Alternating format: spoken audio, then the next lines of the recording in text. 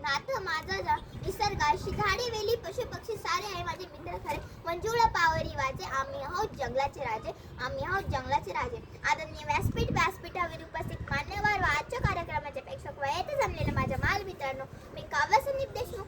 आज 9 ऑगस्ट जागतिक आदिवासी दिन. सर्वप्रथम मी माझ्या आदिवासी बांधवांना आदिवासी दिनाच्या हार्दिक शुभेच्छा देते.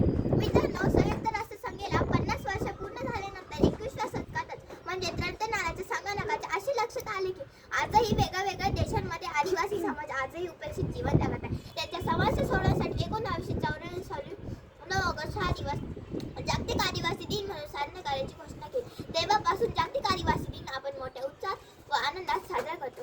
मित्रांनो, आदिवासी हा शब्द आदि व वासी या 2 शब्दांनी बनलेला आहे. याचा अर्थ प्राचीन काळापासून वास्तव्य करणारे असा होतो.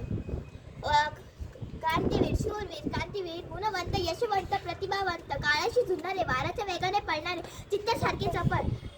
आद्य क्रांतीवीर राघोजी भांगरे. काळ कुणासाठी थांबतोय नाही, परंतु त्याच काळाच्या छाताड्यावर प्रायोजित स्वातंत्र्याचा जोर प्रत्येक भारतीयाच्या मनात पेटवणारे हे आदिवासी.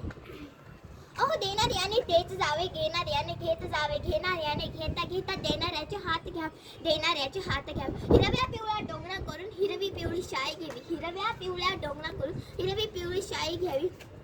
मी आभाळलेला डरंगुळ आयाळलेले आयाळ घ्यावे, आयाळलेले आयाळ घ्यावे.